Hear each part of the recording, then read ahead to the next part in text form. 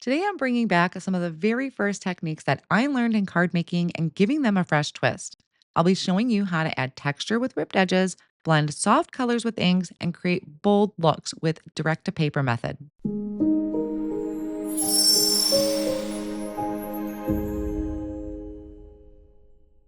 Hi, everyone. I'm Mindy Egan, and welcome to the Altenew YouTube channel, where you will find me here once a month with my series, Inking It Up with Mindy. I'll be using the techniques that I described earlier to create this vintage look with some fresh new products. I'm going to be using the Craft Your Life Project Kit Floral Odyssey.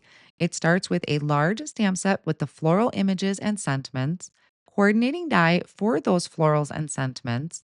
There is a die set that cuts out the center for the florals, but also has this separate die set of a compass, which I will be using today in my project.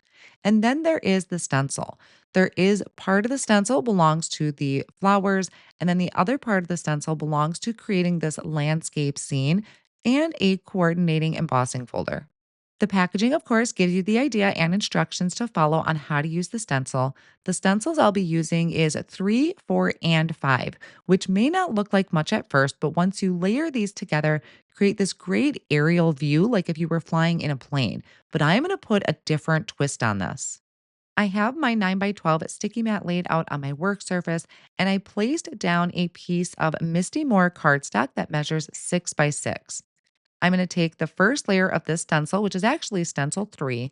I'm placing it over the top of my cardstock and holding that down with the satin masking tape, since I did cut my cardstock to be the same size as the stencil.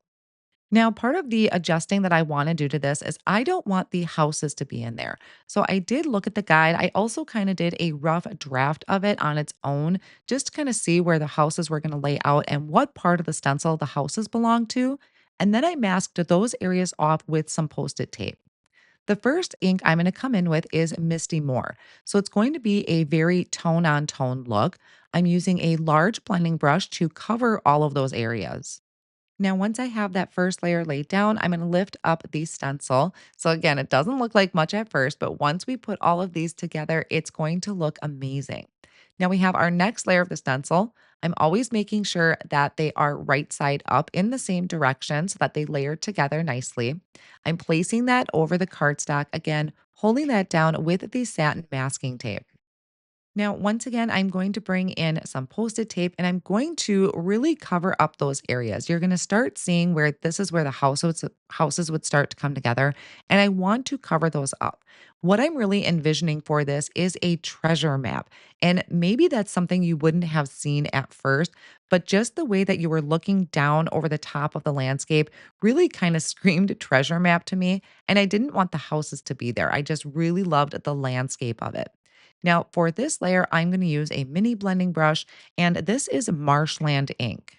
It helped to change it to a mini blending brush because some of these areas start to get really small, and I really want the brush to get into those detailed areas. It's a little hard to do with a larger blending brush. Now, the last layer of the stencil for this particular scene does have some etchings on here that separate out the houses. So it'll have like H1, H2, and H3. It'll have a letter and a number corresponding to that particular house. So you would need to shift your stencil if you wanted to put the houses in there. But again, I'm leaving those off. So I am going to use that post-it tape or any other type of low tack tape to just mask off all of those areas for the houses, and that's going to leave me with just the detail for the trees and the road. I'm going to be starting off the ink blending for the roads using the Marshland ink, which is the ink that I left off with on the previous stencil. So I'm going to use that to fill in the road. And as I get down, I'm going to actually kind of scatter it. I'm going to make my ink blending very uneven because with that vintage treasure map, things to kind of get faded over time. So I didn't want it to be ink blended perfectly. And I really wanted the tone on tone. I did bring in a little bit of sea forest and just vaguely or kind of briefly brushed over it. So now we have this great aerial view of a landscape that we're going to turn into a treasure map. So I'm going to trim this down and I'm going to be about 5 3/4 by 4.5. So I wanted it to be just a little bit bigger than an A2 size panel. And the reason for that is because I'm going to start tearing the edges. Now, this is a technique that I had learned just years ago to add distressing to my card projects. And I thought it would be really fun to do that for this particular project. So I'm going to go through, I'm going to tear all of those. And I do end up tearing a little bit more down later on because I'm, even though it's a vintage map, I did want to try and have my margins be fairly even. So this white panel I have is A2, so it's 4 1/4 by 5 1/2. And I just kind of slowly went through and tore some of the edges off to try and make those margins a little more even. I'm going to be using the Compass die set out of that Floral Odyssey die set. This is going to look great on top of that map that I created. So I did a bunch of die cutting off the screen, and there are a few different options that you have when you are creating the compass. So if you look on the packaging, it gives you some ideas, but the website also gives you great ideas and stepped out ways that you can do your compass. So I did die cut that first base piece with the ridges from a cream cardstock or an ivory cardstock that I have in my stash.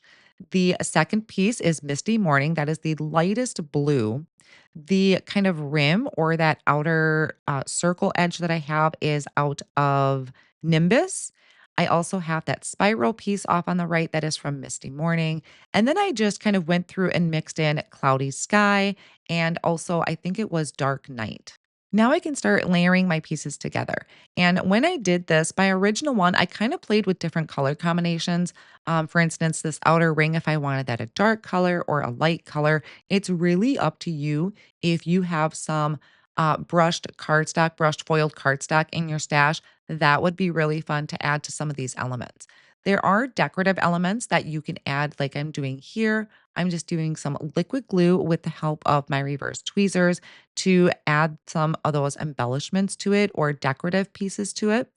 We are also going to have a topper, which sort of reminds me of a stopwatch, but I thought it just really built up the character for this. I also had experimented with a compass that was in the similar colors to my treasure map, but I did kind of find that they all blended together too well. The colors of the cardstock matched my ink blending a little too well, and I felt that my compass got a little lost, which is why I switched to this blue. It's kind of a, I don't know if I want to say vintagey blue, but a very dusty blue. For the center of the compass, there are a few different options that you can go with. I am going with this layered star. The bottom piece is out of Dark Night. The top piece is out of Morning Frost. And then I added a little bit of foam tape behind there to kind of just lift it up a little bit. And then I have my finishing centerpiece, but you could also add a brad in there so that it spins, which would be a really fun interactive element.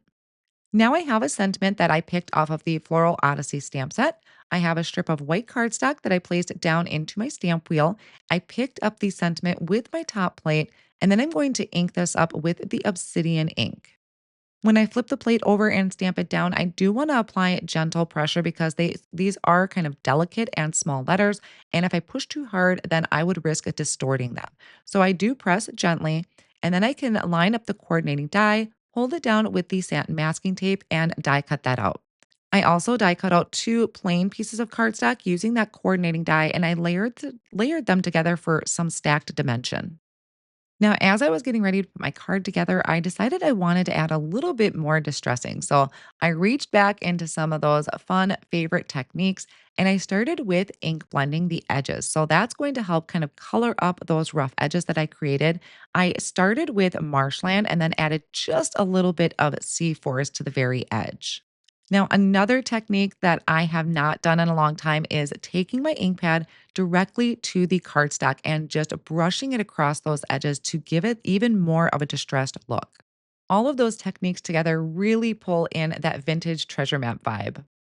Then I'm going to add some foam tape behind my treasure map, and I'm going to add this to a piece of Misty More cardstock. So this is actually the same color cardstock that I started with, but it's actually kind of hard to tell because I did so much ink blending and distressing to it. I was originally going to put the compass down in the left hand corners. That's kind of my go to place for elements. But once I looked at my landscape, my treasure map, there was way more detail in the background on the left hand side than on the right. So that is why I shifted my compass to the right, popped up with foam tape, and then added my sentiment up in that top left hand corner. And that's it for today's project. I love how these classic techniques, ripped edges, ink blending, and direct to paper come together to create such a beautiful vintage look with a fresh twist. I hope this inspires you to dig into some of your favorite basics and see them in a whole new way.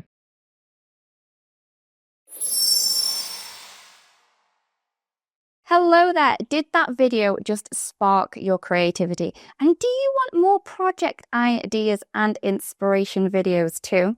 Well, if you do, please make sure that you subscribe to the Altenew YouTube channel.